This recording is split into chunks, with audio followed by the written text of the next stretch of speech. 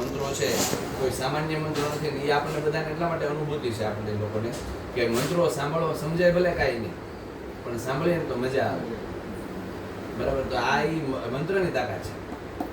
બરાબર, અને શુદ્ધ ઉચ્ચારણ સાથે મંત્રો સંભળાતા હોય એમાં બધા ઋગ્વેદ, યજુર્વેદ, સામવેદ, અથર્વવેદ ચાર વેદના મંત્રોનું ગાયન થતું હોય. કેમ કે બધી જે એનર્જી છે ને એ જ્યાં મંત્રો બોલાતા હોય ત્યાં એક જગ્યાએ એકત્રિત થઈ જાય. હવે તો આ બધા તમે સામાન્ય રીતે જોઈએ તો યંત્રો આવી ગયા ઉર્જા માપનની. યજ્ઞ થાય પહેલાં ઉર્જા માપવામાં આવે અને પછી છે એ યજ્ઞ થઈ ગયા પછી ઉર્જા માપવામાં આવે. ઉર્જામાં ડિફરન્સ છે ઘણો બધો. યંત્રો આવી ગયા છે ને એ જ વસ્તુ આપણે નિત્ય પૂજા કરતા હોય તો આપણે બેસીને અનુભવ કરી શકીએ. બરાબર, પૂજા કરી પહેલા બેઠા હોય અને પછી પૂજા દરમિયાન બેસી અને પૂજા પૂરી થઈ જાય પછી આનંદ છે ને એ શાશ્વત થઈ જાય. ક્ષણિક આનંદ હોય પણ એ શાશ્વત થઈ જાય. તો એના માટે થઈને આ પ્રયત્ન છે.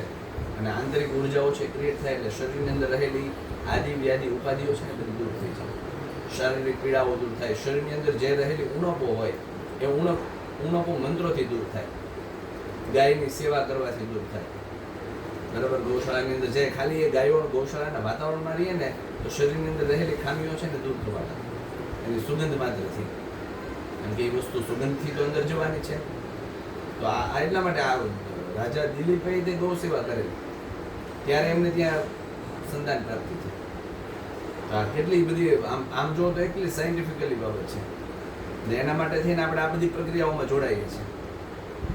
એટલે કર્મનો પ્રધાન સંકલ્પ કરી આપણા જન્મકુંડલીની અંદર જે ગ્રહોની